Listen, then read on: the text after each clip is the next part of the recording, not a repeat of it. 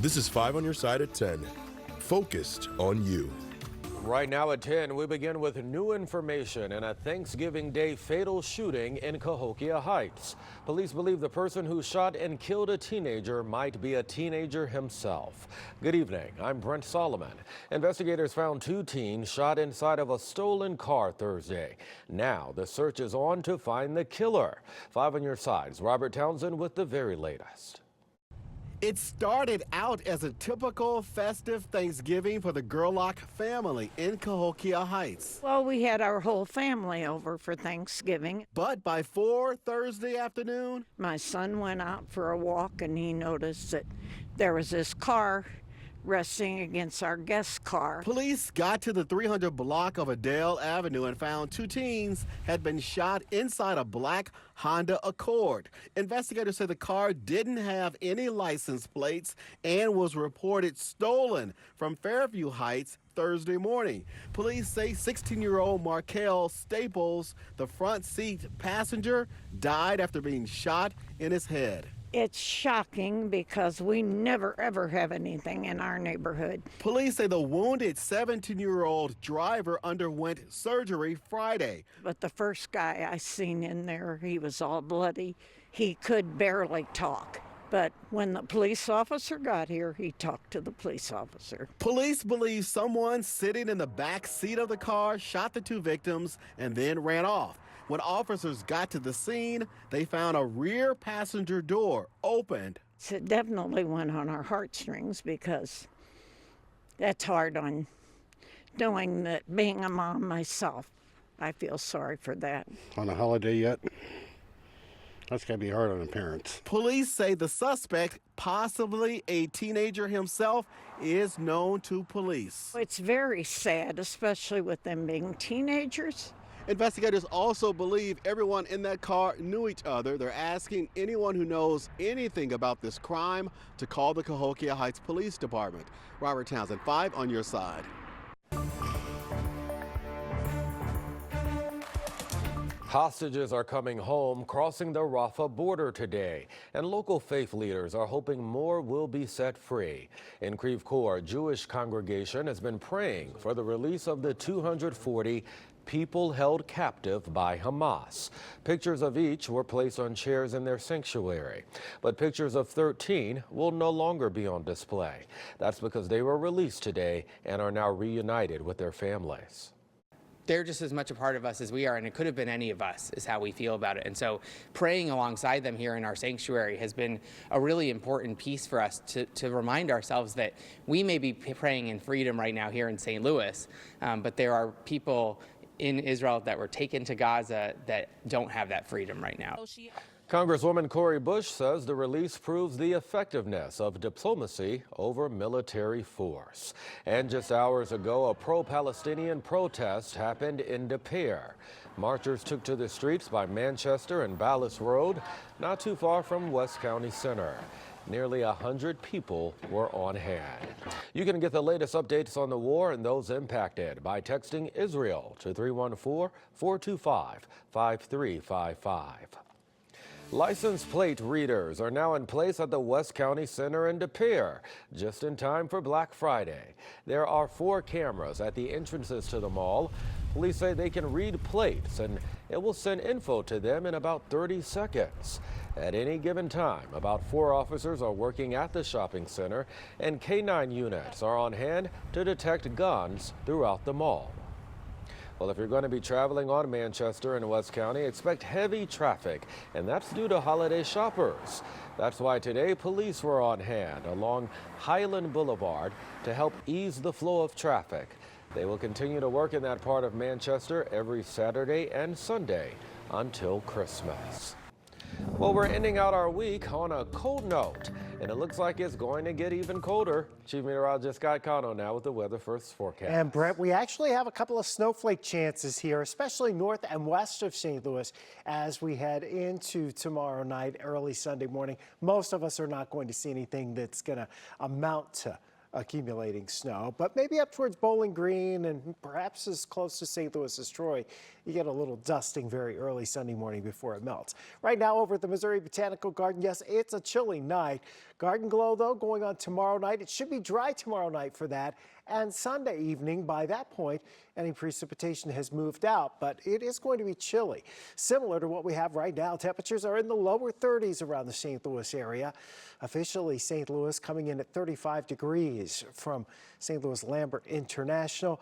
What you see on the radar screen up to our north, that snow, that's not even part of the equation for what's going to happen tomorrow night and into early on Sunday. What is a dry and bright Saturday for most of us, but chilly, only in the 40s tomorrow, and then it gets damp later Saturday night into early on Sunday with a chance for a few flakes. We'll break that down and give you a heads up on traveling west and north in a few minutes. Brent. All right, we'll see you then, Scott.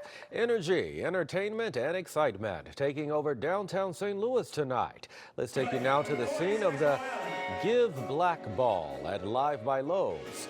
This is a celebration of culture and service. Local rapper Reggie's Son promotes the event every year on Black Friday as people gather to not only enjoy live music, but to also recognize those making an impact in education and the arts. The same way people have supported me and uplifted me throughout my career, I want to uplift other individuals throughout the city who I see, uplifting others, because we got to contribute to that positive side, because we see the negative, but we want to bring light to other people doing magnificent things here in the city. Each year, a portion of the proceeds benefits local groups. This year's honorees are the Ungun Institute and Date Ideas and Things to Do. And still ahead, the day after Thanksgiving begs the question, what to do with those leftovers? Consumer Reports with tips on how to safely store your stuffing. Well, it's a familiar sound around this time of year, and you can hear it now around area grocery stores. Starting today, Salvation Army bell ringers return to Schnucks with their red kettles and aprons. The money they collect will go to the Tree of Lights campaign. They'll be there Mondays through Saturdays from 10 a.m. until 7 p.m. And Grant's Farm unveiling its Holiday Lights experience tonight, featuring over 1 million twinkling lights. They're offering walking and driving tours. Guests can watch lights dance around a 50-foot LED tree. You can go on carriage rides and even enjoy seasonal snacks. You can get more opportunities to meet Mr. and Mrs. Claus there. Holiday Lights happens Wednesdays and Thursdays from 5 until 9 p.m. through December 14th. If you want to learn more about holiday festivities, text the word holiday to 314-425-5355. Well, for many years, the holiday season is always packed with big meals and lots of leftovers. But this time of year can also be peak season for food poisoning. Experts at Consumer Reports has tips on how to store your favorite leftovers safely. Here's Mike Bush. What's the second best holiday meal? Those leftovers, obviously. Consumer Reports says you can keep your favorite holiday foods safe and tasty beyond that one joyous meal by following some tips from CR's food and health experts. Foodborne illness-causing bacteria can grow on our favorite leftovers in just a few minutes, so you really need to get everything refrigerated within 2 hours. When it's time to clear the table and pack up leftovers, instead of putting the whole dish in the fridge, it's better to separate food into smaller portions to help speed up cooling. And make sure to use storage containers that are tight enough to keep air out. CR looked at silicone bags that you can wash and reuse. These W&P Porter bags are dishwasher safe and take up very little storage space. But CR says take a look around your home and reuse those mason jars and other food-safe containers before you buy more stuff. And if you're not going to eat it within 3 or 4 days, freeze it. If you want to freeze some of your favorite foods, the best thing you can do is get all of the air out. For me, there's nothing better at that than a vacuum sealer. So you can actually fit more food into the freezer, but you can also extend the life of frozen food up to a year or 2 instead of just a few months. This Hamilton Beach NutriFresh is easy to use. It was also one of the fastest vacuum sealers CR tested, which you'll appreciate if you're sealing multiple bags of food.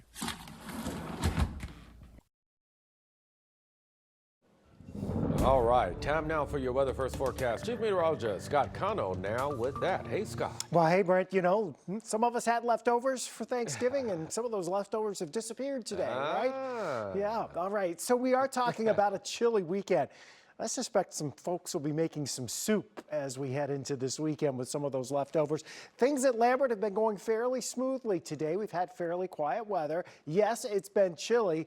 Tonight, temperatures are right around freezing. 33 in Chesterfield, Warrenton and St. Charles at 31. It's 30 over in Litchfield, 35 at Scott Air Force Base down at Farmington. Lambert's coming in with 35 degrees right now, and we have a mainly cloudy sky. A lot of high clouds overhead tonight. 44 was the best we could do today. This air is still very dry with a dew point of 21 degrees. So we'll drop a few more degrees tonight down into the 20s. We see a few clouds that'll linger through the overnight hours. But tomorrow we get into this break that's out here to our west. So we should see a decent amount of sunshine tomorrow with just a mix of sun and clouds at times. Tomorrow night, this is what's coming our way. It's the system that's pulling out of the Four Corners region. That's the energy. That's going to create the snow, especially west and north of us as we head into tomorrow night and Sunday. It is not a huge problem around St. Louis at all. Saturday, here is your timeline. Looking good tomorrow.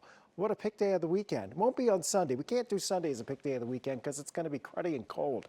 So here's that system for tomorrow. If you're traveling, especially tomorrow going west of Kansas City down towards Wichita, that's where the snow will be the heaviest. We're looking at maybe 4 to 6 inches across parts of Kansas. Then it slides towards Kansas City, maybe an inch or two there, mostly overnight hours, ending by Sunday morning. Sunday morning, that mixes from about St. Louis and then transitions to snow up around Quincy, heading to Kirksville, up towards the Quad Cities. And that'll take us through the morning hours on Sunday, with it ending in St. Louis and pushing off to the east. So that's where your travel problems will shift as we go into Sunday. As far as snowfall amounts, probably not going to see much on the grassy areas around St. Louis at all, but just to our north, Bowling Green, Troy, you might get a little coating. Anything that's significant is farther west of us, and more of a problem tomorrow back into parts of Kansas. So we are not stressed out about that as far as travel around St. Louis on Sunday. Yes, the roads are going to be wet early Sunday morning,